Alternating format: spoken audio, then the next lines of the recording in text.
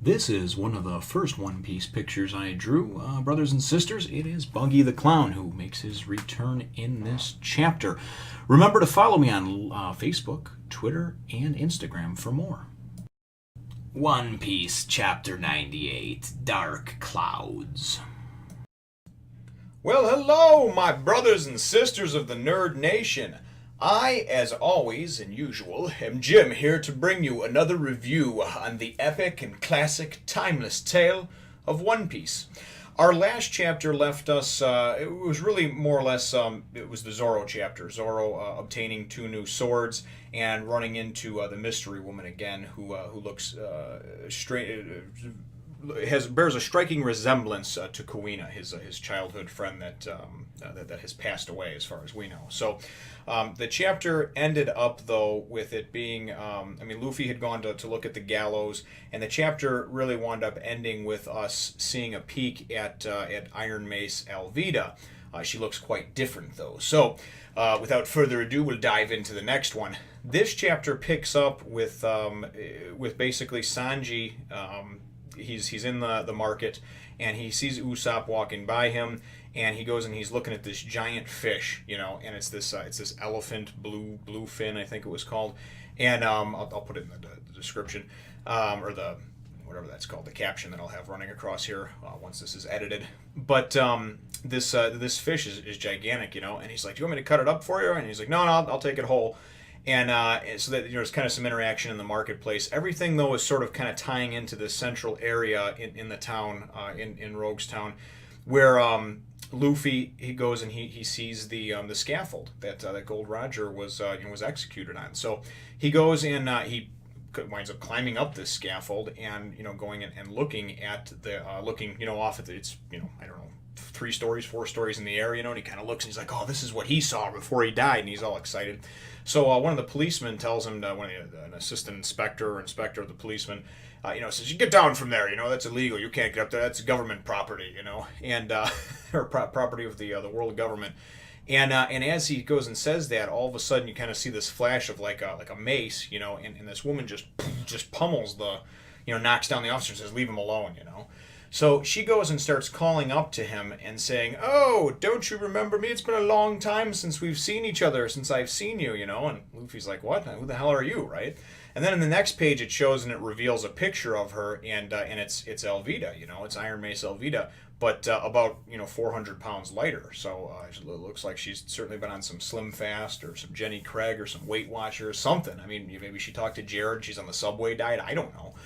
So she goes in and she's talking to him, and while she's talking, and he doesn't recognize her at all, and she's going, "But don't you remember, you're the only person or the only man that ever hit me in the face, in my lovely face, and it really hurt, and I felt it." And Luffy's like, "What? I didn't hit you. I don't remember you, And anyway, then what winds up happening is like a bomb goes off, and then everybody's like, "Oh, a terrorist bomb," whatever, and this piece of a fountain gets the top of the fountain, the kind of spiked part of it is like just flying towards her, looking like it's gonna impale her.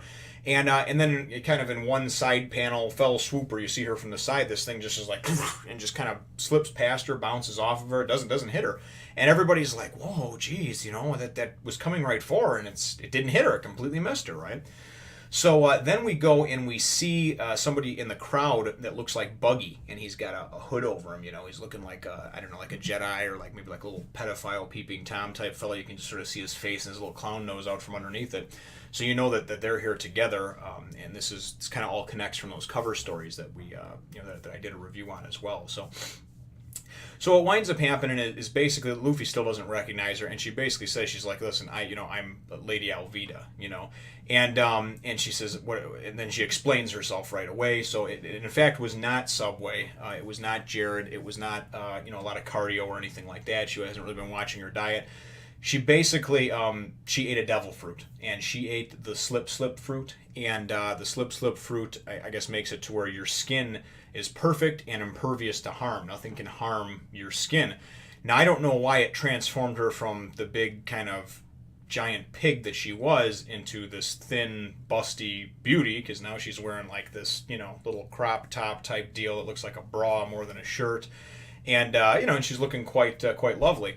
So, but I guess that it transformed you, the slip fruit, and so she explains that she had it, and then she goes and she's telling Luffy the whole time, basically like we're gonna be together, we're gonna love each other, right? And Luffy's like, no way, right? And she's like, you're gonna be my man. She's like, but before you can, she goes, you're gonna have to go and to fight and defeat Buggy over here. I have someone who wants to, see you or whatever. We teamed up, and so basically Buggy reveals himself, and he does this monologue about how he's been thinking about it every day since his defeat, and basically just being able to kill Luffy, and that's his, his dream and his goal. And he starts doing this like villain monologue, and Luffy's just kind of like whatever.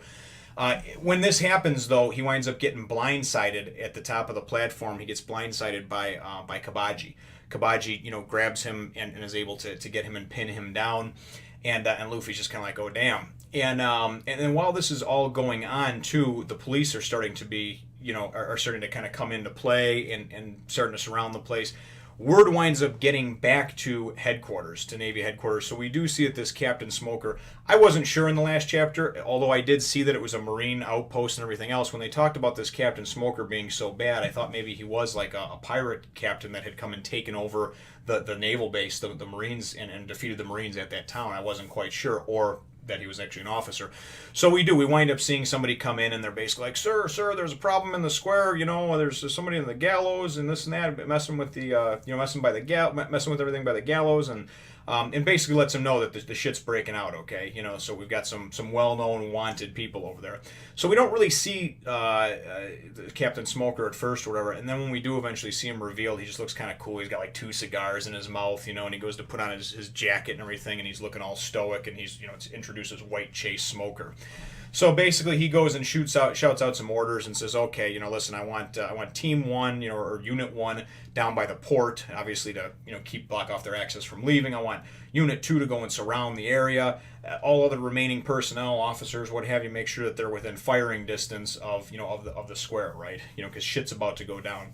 We then go and see the mysterious woman that looks like Kuina, the Kuina clone. She actually is introduced as Sergeant Tashigi. And she in fact is a Marine, and as she comes, she's like, "Oh, I'm sorry, Captain. I'm sorry that I'm late." And he's like, "What the hell? Where have you been?" And she's like, "Oh, sorry, just been a little off today." And he's like, "More off than usual," and gives her jacket, and then we see she's introduced as Sergeant Tashigi. So the chapter ends shortly after that. Everything's kind of coming to a head over here, but what winds up happening is goes back to Sanji and Usopp, and Sanji commandeered Usopp to help him carry this giant fish. I mean, this thing's like a 12-foot long fish, right, to bring back to the ship to cook. And Usopp's like, "Why do I gotta carry the heavy end?" And they're walking. And then coming from like a different street, there's Nami, who earlier in the chapter we had saw briefly was shopping. She was buying a bunch of clothes and stuff like that. It wasn't really of significance, but she's walking back, and she comments again, as she did at the beginning of the chapter, that there's like a drop in the temperature and the barometric pressure. A storm's coming. She better get back to the ship. And then you go and you see Zoro, and he's kind of walking along, and he's musing to himself. They all wind up converging at the same spot, running into each other like, "Oh, hey, oh, how are you?" And right as that happens, there's people running by and everything, and somebody mentions like, "Where's Luffy?" And somebody, he's going to see the gallows, And then they overhear one of the Marines or one of the one of the officers talking about, "Listen, we've got Iron Mace Alvida, Buggy the Clown, and Luffy, and Monkey D. Luffy," and and somebody's like, "Oh, that's what it was. I think it was Tashigi." She goes and she's like, or no, it's the captain, Captain Smoker. He says something along the lines of, "I had never heard of this guy before." She's like, "Yeah, I just came across the wire. He's got a 30 million berry bounty on his head, And then he winds up saying, "Oh wow, we haven't had one like that in a while, So, but the bottom line is that they all are now aware that basically the 3 of these wanted criminals are there, and that Luffy is being held and about to be executed on the same in the same place that Gold Roger was 22 years ago. So that's kind of how the chapter ends over here. We wind up seeing Luffy. He's pinned down. He looks like he's about to get killed or whatever, and he's just basically not real serious like he normally is, and he's just "My nose itches." And like I said, they're all like, and then of course, Usopp, Sanji, Nami, and Zoro are all like, "What? He's about to be executed." So that's how the chapter ends. I apologize that I got a little excited and told it a little bit in a little bit of an ass backwards fashion. But unfortunately, I am not perfect, and that does happen sometimes. So the main thing that I would like to know from everybody, because certainly we've seen a few of these devil fruits and things like that, is is if you could have a devil fruit, any kind. Now in the story so far, we've only been introduced to three: the gum gum, the chop chop, and then of course the slip slip fruit.